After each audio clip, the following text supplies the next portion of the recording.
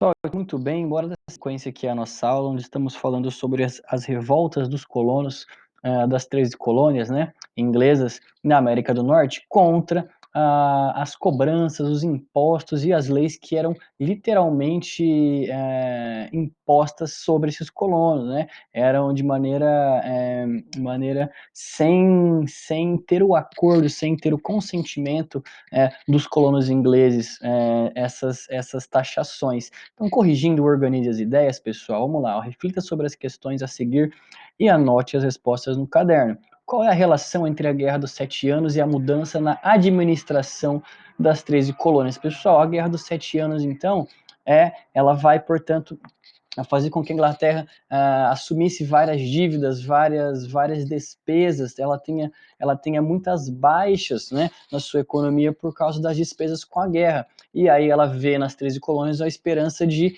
conseguir restituir toda essa dívida, restituir todo esse gasto, toda essa despesa que ela teve com a Guerra dos Sete Anos. Aí ela começa, portanto, a forçar cada vez mais as suas tributações, as novas leis, ela vai começar a cobrar cada vez mais o cumprimento do pacto colonial, né, com as 13 colônias. Então vai começar a colocar vários impostos sobre as colônias, porque ela via na colônia uma chance de conseguir reerguer a sua economia. Beleza, gente? Essa é a relação, tá?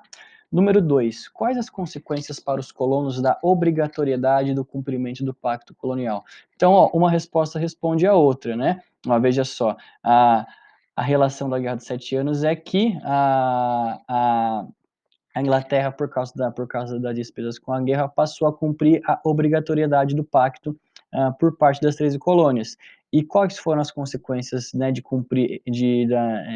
ter que cumprir com esse pacto? Foi que os colonos começaram a se ver cada vez mais prejudicados na sua economia, começaram a vender menos, né, começaram, portanto, a ter menos liberdade comercial, e eles pararam, portanto, de conseguir produzir mais, pararam, portanto, de conseguir lucrar, e se eles não têm dinheiro, não têm como lucrar, eles não têm como sustentar a sua própria família, sustentar, portanto,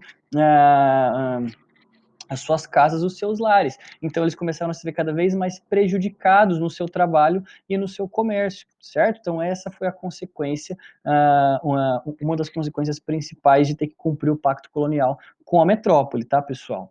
Terceiro, qual foi o posicionamento do governo britânico diante dos protestos dos colonos? Então, após o evento ali do chá, pessoal, né, da festa do chá, do incidente do chá no porto de Boston, que o governo britânico, a Inglaterra vai fazer? Eles vão criar as leis de coerção, né, onde eles têm que, portanto, eles não podem mais comercializar pelo porto de Boston, eles fecham o porto, né, e são obrigados a arcar com todos os prejuízos do chá, da quantidade de chá que foi jogada no mar, no porto, certo? E determina as leis de aquartelamento, pessoal, que é você acomodar e ceder a sua casa e alimentação para os soldados ingleses, certo? Para os soldados britânicos que estivessem nas colônias, né?